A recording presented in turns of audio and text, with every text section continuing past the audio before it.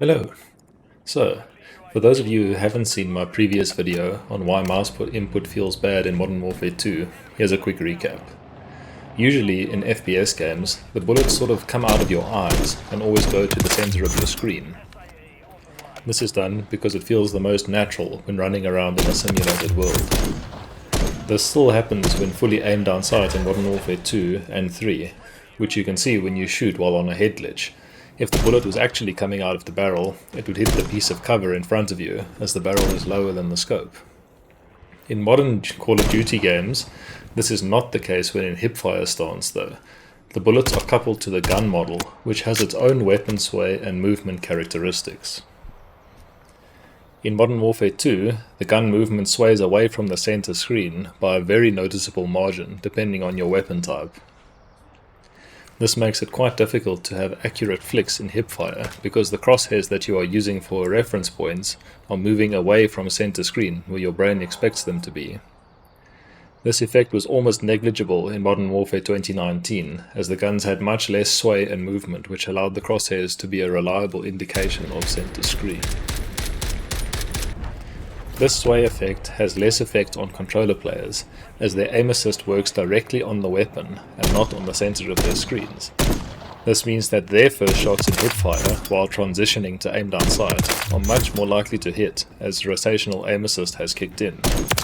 Meanwhile, the mouse player feels like they're overflicked because the crosshair went past their target, so they adjusted their aim, and then the weapon caught up, and now they have to adjust again. If you are like me, you probably believe in the conspiracy theory that controller players have better RNG for hipfire after watching a few kill cams. For a mouse player, the crosshairs are all we have to line up our shots when they are moving, and when they are moving independently of our mouse movements, it leads to the mouse input feeling laggy, or floaty, or spongy, or any other word you may have used to describe the feeling.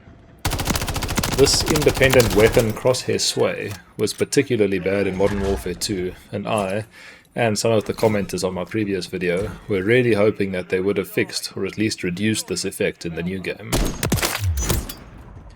A quick point for those saying, but what about the crosshair static setting? There's a setting in which you can make your crosshairs static.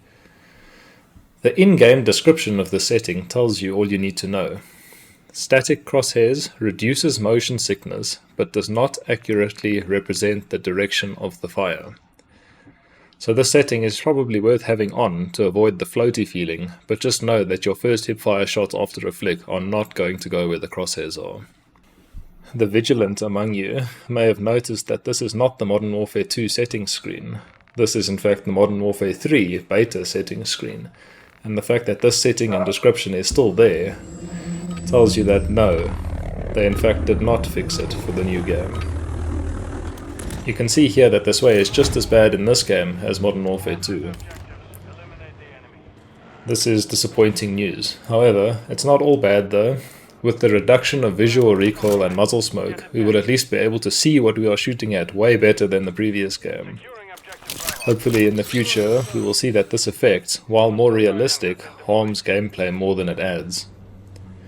Realism isn't always the answer when the goal is to have fun on a video game with mates. Anyway, I hope we can all enjoy Modern Warfare 3, as it is definitely a step up in terms of keyboard and mouse than the previous game.